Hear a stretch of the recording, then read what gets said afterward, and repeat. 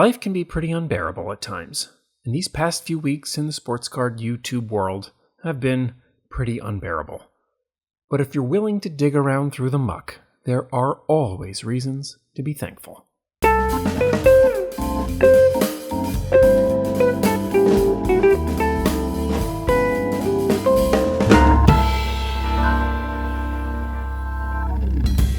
Over this past year, I have embarked on a little side project. Most of you know this. Designing and producing custom card box dividers for fellow collectors out there. What I thought was going to be a fun way to make a few extra hobby dollars has turned into a window where I get to experience other people's collections, very different from mine, but no less cherished. I am thankful for fellow collector Edison. Edison is a Chan-Ho Park super collector, a player I only remember in passing from 20 years ago, and for a brief stint with the Phillies in 2009. Edison commissioned a card box divider to memorialize the time that Chan-Ho Park went all Taekwondo on Tim Belcher. Edison has an unbridled love for Chan-Ho Park, and we should all be so unabashed when we have a true passion for our little corner of the hobby. I am thankful for fellow collector Josiah, who was one of the 100th episode giveaway winners. He wanted a 1950s-era Cleveland Indians divider, which these days can be seen as, at minimum, politically incorrect, and at worst, outright racist. In asking for this divider, Josiah confronted the legacy of the Cleveland Indians and acknowledged their problematic past.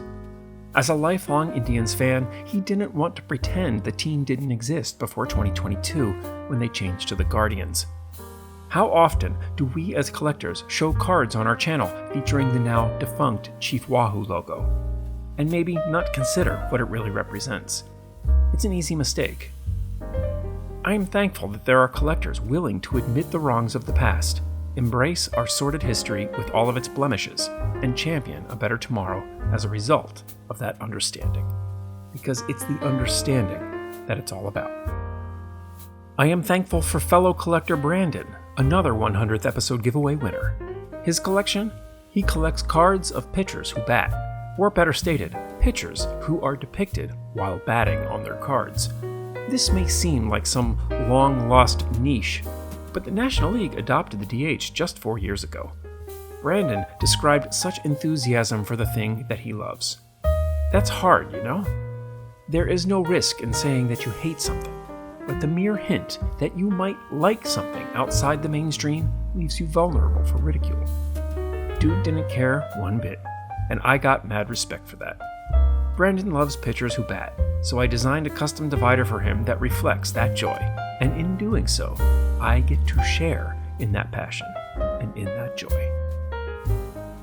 I am thankful for fans of this channel, Tim and Greg, who reached out about good old-fashioned trades. Trades are fun at any age, and it's kind of cool that YouTube and the internet can bring together otherwise strangers for some trading, just like we did as kids. So what if it's low buck or high stakes? Trading is how this hobby got started.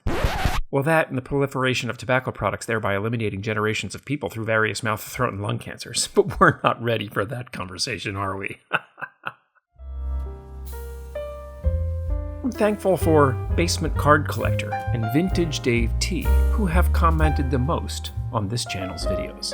It goes beyond just the engagement boost of the almighty algorithm. These guys always have something good to say, something to add to the conversation. Things that make me think about my own collection and collecting habits a little bit differently and a little more critically.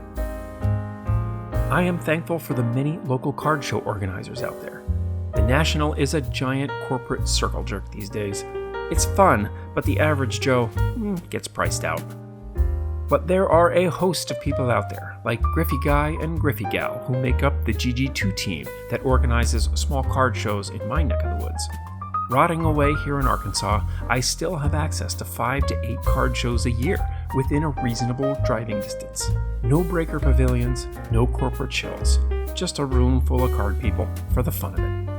I'm thankful for the hardcore TTMers out there, like Chris Cards, who share their passion freely with others. I've sent out for a number of through-the-mail autos from Phillies players this year, thanks almost exclusively to Chris's never-ending supply of hobby information. I am thankful for a wife who gives me the space to enjoy a hobby and interest apart from hers.